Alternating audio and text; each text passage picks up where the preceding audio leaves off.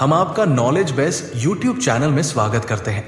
नबी मूसा का चमत्कार, मिस्र की विपत्तियां। नबी मूसा अलैहिस्सलाम की कहानी इस्लाम, ईसाई और यहूदी परंपराओं में सबसे अद्भुत और चमत्कारी घटनाओं में से एक है। उनके अनेक चमत्कारों में मिस्र की विपत्तियां, प्लेग्स ऑफ इजिप्ट, विशेष रूप से उल्लेखनीय है, क्योंकि ये अन्याय और अत्याचार के खिलाफ दिव्य हस्तक्षेप का प्रमाण है।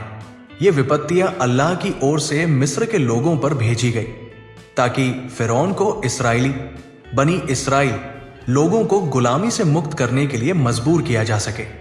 प्रत्येक विपत्ति ईश्वर की शक्ति का संकेत और अन्याय के खिलाफ चेतावनी थी। पृष्ठभूमि: इस्राएलियों पर अत्याचार। नबी मूसा को अल्लाह ने फिरौन के शासनकाल में मिस्र के लोगों के मार्गदर्शन के लिए भेजा था। फिरौन एक अहंकारी और अत्याचारी शासक था।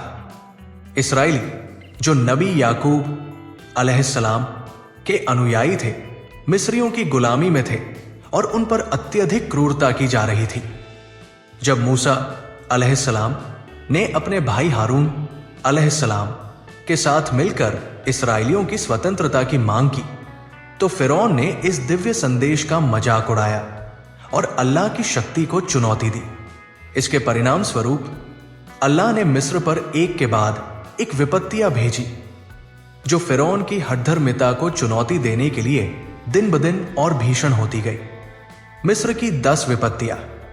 इन विपत्तियों का उद्देश्य फिरौन को नम्र बनाना और उसे अल्लाह की सर्वोच्चता को स्वीकार करने के लिए मजबूर करना था। कुरान और हदीस में इन विपत्तियों का उल्लेख है, जबकि इनके विस्तृत विवरण तोराह और बाइबल में मिलते हैं। 1. पानी का रक्त में बदल जाना। पहली विपत्ति में नील नदी और मिस्र के सभी जल स्रोतों को अल्लाह के आदेश से नबी मूसा ने रक्त में बदल दिया। मिस्रवासी जो नील नदी पर अपनी पेयजल, सिंचाई और दैनिक आवश्यकताओं के लिए निर्भर थे, विनाशकारी संकट में पड़ गए। हालांकि फिरौन ने इसे स्वीकार करने से इनकार कर दिया और इस्राएली लोगों को मुक्त करने से मना कर दिया। 2. मेंढकों का आक्रमण। फिरौन के हठीले रवैये के कारण अल्लाह ने दूसरी विपत्ति भेजी, मेंढकों की भरमार। ये मेंढक हर जगह फैल गए, घरों, खेतों, महल और यहां तक कि फिरौन के निजी कक्षों में भी। जीवन कठिन हो गया और फिरौन ने मूसा से प्रार्थना करने के लिए कहा ताकि इस विपत्ति से मुक्ति मिले। लेकिन विपत्ति समाप्त होते ही फिरौन ने अपना वादा तोड़ दिया। 3. जू और कीड़ों का प्रकोप। तीसरी विपत्ति में जू या छोटे कीड़े पूरे मिस्र में फैल गए, जो लोगों और पशुओं को संक्रमित करने लगे। इससे भारी असुविधा हुई और बीमारियां फैलने लगी।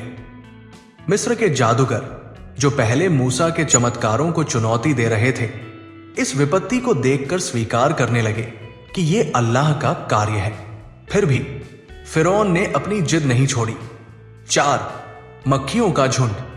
इसके बाद अल्लाह ने मक्खियों की विपत्ति भेजी, जो मिस्र के हर हिस्से में भर गई।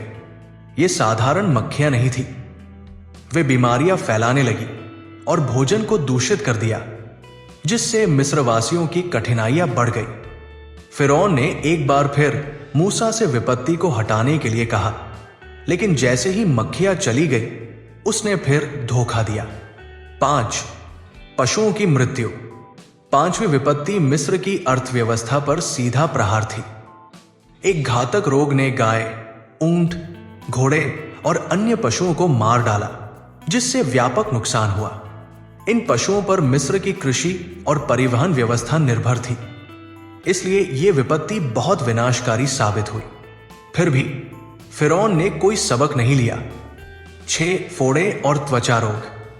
छठी विपत्ति में मिस्र के लोगों और पशुओं पर भयंकर फोड़े और चर्म रोग फैल गए।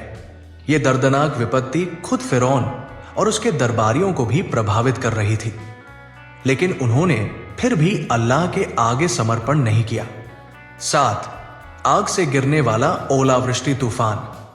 7वीं विपत्ति में अल्लाह ने जलते हुए ओलों का भयानक तूफान भेजा, जिसने मिस्र की फसलें, घर और पेड़ पौधों को नष्ट कर दिया।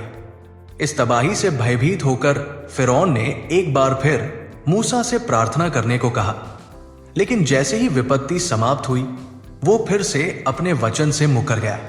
8 टिड्डियों का हमला। 8वीं विपत्ति में टिड्डियों का विशाल दल मिस्र पर टूट पड़ा और उसने बचे खुचे खेतों को भी खा डाला। मिस्र पहले से ही भूखमरी और विनाश से जूझ रहा था और इस विपत्ति ने स्थिति को और भी गंभीर बना दिया। फिरौन ने अस्थायी पश्चाताप दिखाया, लेकिन जैसे ही टिड्डियां समाप्त हुई वो फिर से अपने वादे से मुकर गया। 9 अंधकार में डूबा मिस्र। 9वीं विपत्ति में 3 दिनों तक पूरे मिस्र में ऐसा गहरा अंधकार छा गया कि लोग कुछ भी देख या हिलडुल नहीं सके। लेकिन इस्राएली जो एक अलग क्षेत्र में रहते थे इस विपत्ति से अछूते रहे। ये अल्लाह की शक्ति का स्पष्ट संकेत था। लेकिन फिरौन ने फिर भी हार नहीं मानी। 10 मिस्र के पहलौठे पुत्रों की मृत्यु। आखिरी और सबसे भीषण विपत्ति में मिस्र के प्रत्येक घर के पहलौठे पुत्र की मृत्यु हो गई। फिरौन के महल से लेकर सबसे गरीब परिवार तक सभी इस विपत्ति से प्रभावित हुए, लेकिन इस्राएली इससे सुरक्षित रहे।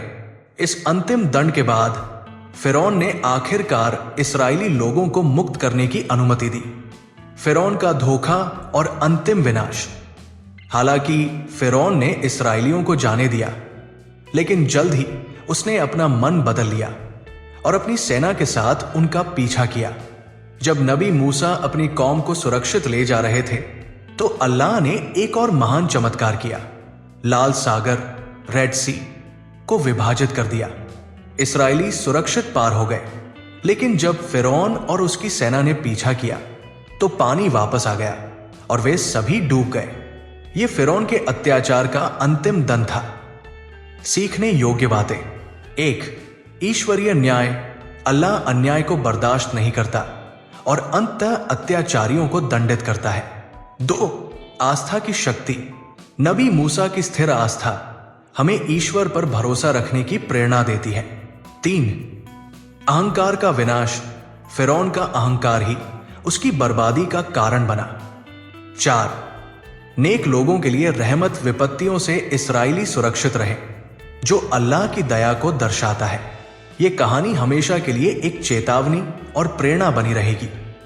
हमारी टीम सभी जानकारी प्राप्त करने के लिए कड़ी मेहनत करती है, इसलिए कृपया हमारे चैनल को सब्सक्राइब करके हमारा उत्साह वर्धन करें। धन्यवाद।